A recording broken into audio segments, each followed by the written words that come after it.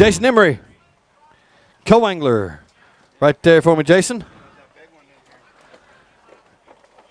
He's got one bass that is not wanting to play the game.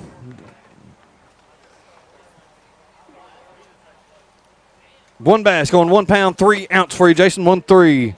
Thank you, sir. Hey, what is going on, everybody? Welcome back to the channel.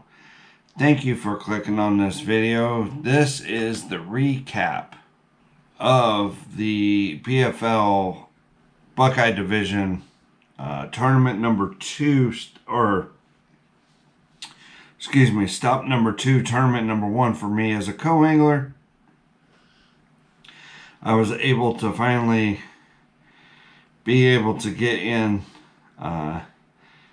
the Buckeye Division after, you know, the first stop didn't go so well. But really got to thank, his name is Robert Fulton. Awesome guy. I cannot believe it. I've been so blessed to meet so many great people. And then, of course, you have those ones that are odd. But we started out, we was in a delay. So we were one of the last flights. We were due in at 3:30 in the afternoon. We were the last flight, so we had to go, we had to find fish. Oddly enough, we had 2 other boats around us where we was at. I mean, you'll be able to see that in the video. We had a Kenny Dials. Kenny Dials is a great guy. Kenny Dials is he's a beast.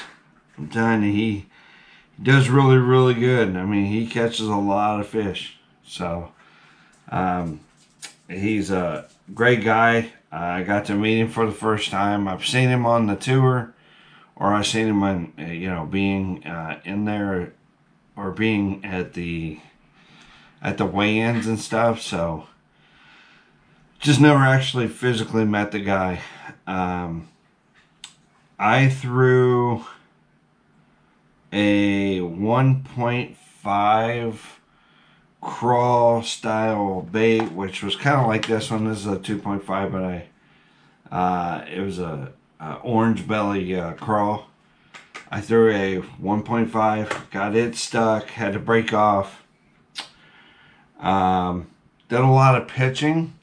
Didn't think I was going to do that much, but I did a lot of pitching. Pretty much, that's what we were doing. We were in creeks and doing a lot of pitching. So, with that being said, I had 3 setups for pitching. I had a Ned rig, had a drop shot, and then of course I went with the others for pitching after I was catching them. So, one of our first stops, my boater caught a couple. Robert caught a couple, and they were short, so he had to release. Now, granted, it's 12 inches in Ohio River is the minimum length, and what I was throwing was a 3/8 ounce jig, kind of similar to this. As an Arky style. Lost the jig, by the way, but luckily I make several different ones. But anyway, it was an Arky style jig like this. It was a watermelon pepper with a weed guard, and it had the similar skirt on it. I make these, they're hand tied skirts, and then sharp hook. They're Gawangatsu hooks, and on the back of this I had to put a trailer. Well, my thought was, since we are in the river system, they should be eating crawls. They eat a lot of crawls. So what I did was I paired up with the Guggen baits right on chunk. This is a black and blue. This is the exact same one I used on the back of this jig. So what I what I did was I fed it on there, and it was perfect because the claws would just do this as it was falling, and it was the right fall rate. The very first pitch I did on that, I pitched it in at the end of a tree limb, and no sooner I clicked over my belt, my line was running. End up catching the only keeper that we had the whole day. End up being a 1 pound 3 ounce bass. I'll leave a photo somewhere on the screen so you'll see it. But that's the second weekend in a row that I've caught something on a lure that I made. Not only was it a jig, because I've never caught a fish in a very long time on a jig. I just don't have patience for it. I do now, though. I think it might have been a fall rate. And in the previous videos, you see that I used a Ned rig with a keeper that I made. That's my Ned rig. And I end up catching one during that time too. It was a weekend before. So I threw a Texas rig, typical Texas rig with the EWG hook. I threw a Texas rig with a 1/4 ounce and a 1/4 ounce, and I think I do a 3/8 ounce.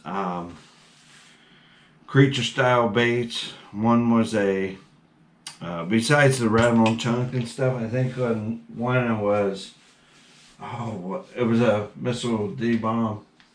One of these, but it was black and blue. Because one thing I learned on the Ohio River is black and blue is always true on the river. Thank you, Sean Weeda. He said that one time during a thing, and I have to give a shout out to Sean. I listened and I followed it, and guess what? I caught my keeper on the black, obviously black and blue trailer style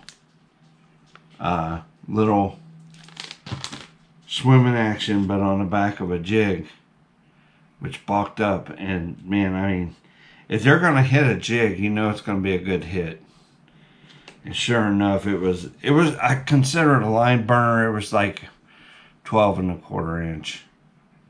So I tried everything from the shad color lure like this, flat side. I tried some other ones, but I kept getting them stuck, and I ended up breaking them off.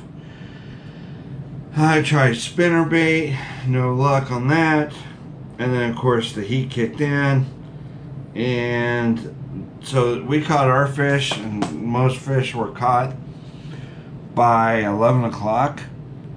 By that time the heat set in, my GoPro overheated. I lost some footage. I went through and looked. I lost some footage, but I was like, you know what? I'm just going to put the GoPro away. I'm going to fish, have a little bit of fun.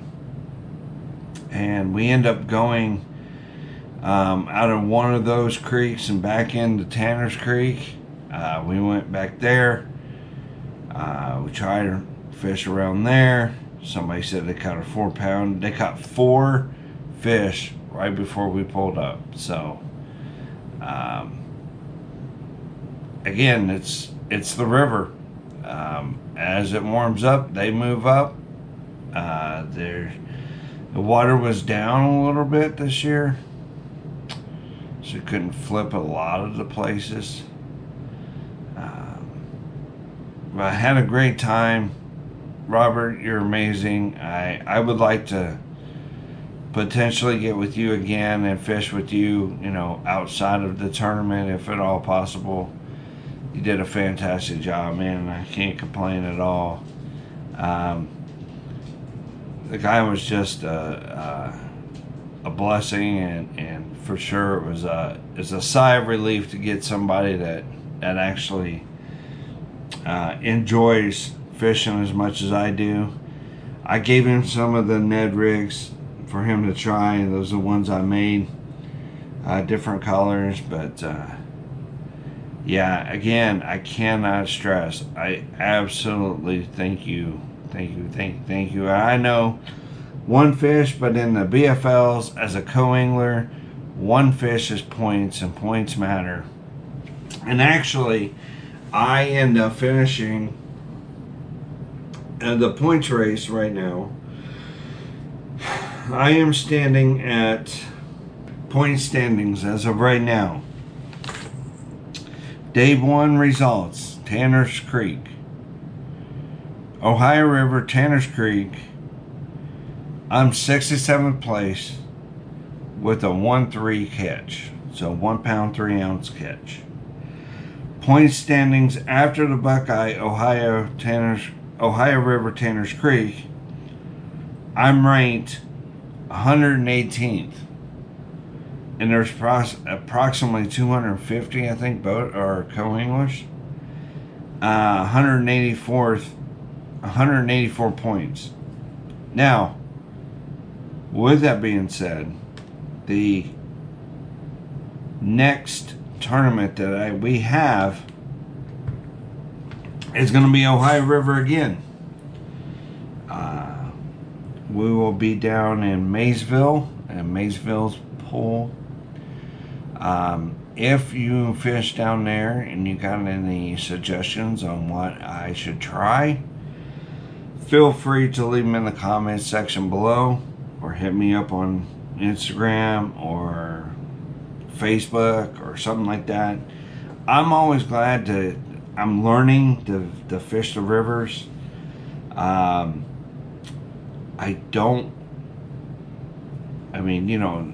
There's always a potential of winning one of these, but right now it's one fish at a time. So I'm the type of guy that I want to say one fish at a time. So this year, if I can catch fish the rest of the year, I'll be okay. One fish a year. One fish a tournament, and then, we'll build up from there.